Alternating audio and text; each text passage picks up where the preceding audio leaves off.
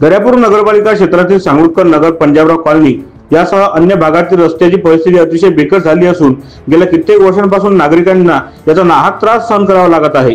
या गंभीर समस्या संदर्भात नागरिकांनी वारंवार नगरपालिकेला निवेदन दिले, परंतु नगरपालिका प्रशासनाने या निवेदनाची कुठलीही दखल घेतली नाही। त्यामुळे संतप्त झालेल्या तरुण युवक ओम राणे यांनी गेल्या 5 दिवसांपासून नगरपालिकेच्या विरोधात आंदोलन उपोषण सुरू केले आहे। आज त्यांचा उपोषणाचा 5वा दिवस असून सुद्धा प्रशासनाने त्या उपोषणाची कुठलीही दखल घेतली नाही। त्यामुळे उपोषणकर्ते ओम राणे यांची तब्येत खालावली असून त्यांच्यावर डॉक्टरांच्या वतीने उपचार केला जात आहे। प्रशासनाने या गंभीर उपोषणाची तात्काळ दखल न घेतल्यास नगरवासियांच्या वतीने तीव्र आंदोलन करण्यात येईल असा इशारा आता प्रशासनाला देण्यात आलेला आहे। आज माझा उपोषणाचा 5वा दिवस आहे आणि मला जे माझी परिस्थिती थोडा खाल्ल्यासारखी वाटत आहे।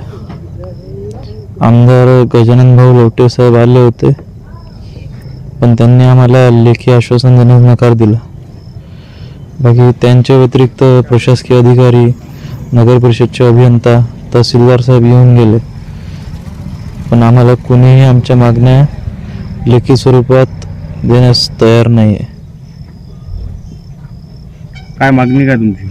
आमच्या मागण्या आहे की कोकाटे कॉम्प्लेक्स रोड पासून तर शिव रोड यांच्यापर्यंत आणि डॉक्टर पंजाबराव देशमुख कॉलनी यांच्यासह रस्त्यांची झालेली जी दुरावस्था आहे, सगळे कमीत कमी डांबरीकरण व जास्तीत जास्त कॉन्क्रीटिंग हे करण्यात यावं, हे आमची प्रामुख्याने मागणी आहे। आंदोलन हे रस्त्यासाठी आहे। कोकाटे कॉम्प्लेक्स रोड, आणखी डॉक्टर म्हाला, आणखी शिवनेरी बारच्या रोडनी साबळे डॉक्टरचा रोड आणि एक शिवर रोड याचे काँक्रिटीकरण करण्यात यावे, ही आमची मागणी आहे।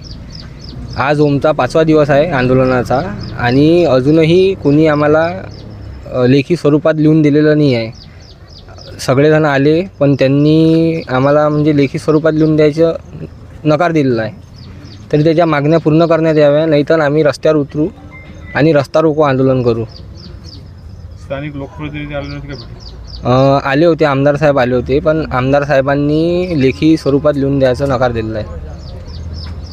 स्थानिक खासदार आपल्या गावचे रहिवासी आहेत, खासदार साहेबांनी येऊनही बघितलं नाही आहे उपोषणस्थळी। आणखी अशाच वेगवान घडामोडी पाहण्यासाठी आमच्या चॅनलला लाईक व सबस्क्राईब करायला विसरू नका।